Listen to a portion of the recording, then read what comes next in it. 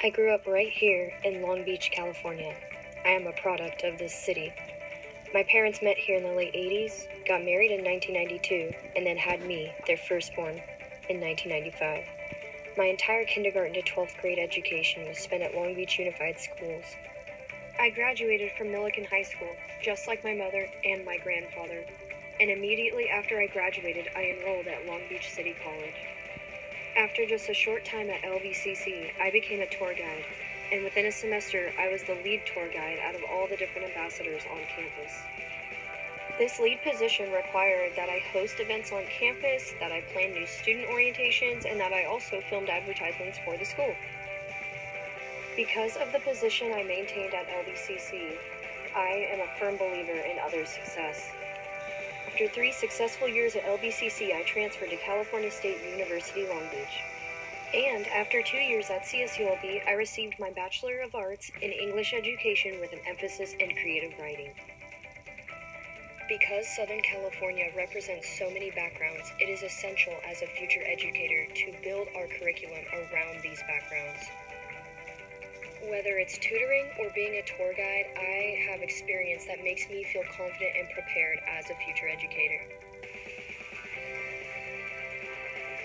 One of the reasons I want to be a teacher is because I have seen and felt myself the impact a teacher can have on a student.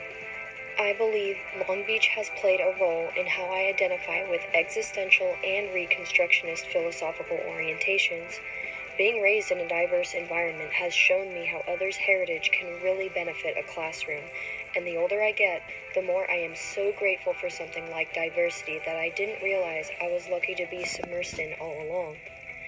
As an educator, you have the responsibility to make sure every background in the classroom is validated.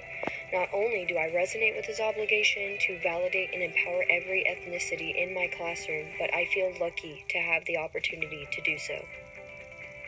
According to Chin and Golnick, in an effort to prevent their own bias, teachers may declare that they are colorblind, that they do not see a student's color and treat all students equally regardless of race.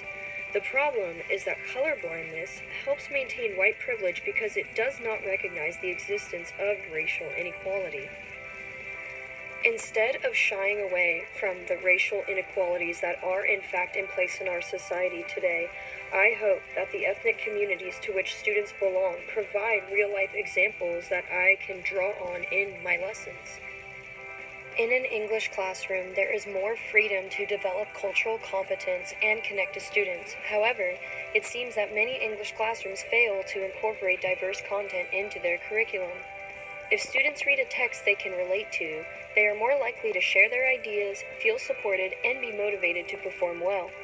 By ensuring all backgrounds are included, students will learn about cultures different from their own while practicing their reading and writing skills. Educators should create a learning environment that is a safe space for everyone so that all students feel capable and prepared to work towards their greatest potential. It's imperative that we put an emphasis on establishing goals and a sense of self-worth because not only does that function as culturally responsive teaching, but it supports students as individuals in their community, no matter what academic subject. To do so, it is critical that we are able to make accommodations and commit to having high expectations for our students academically and socially.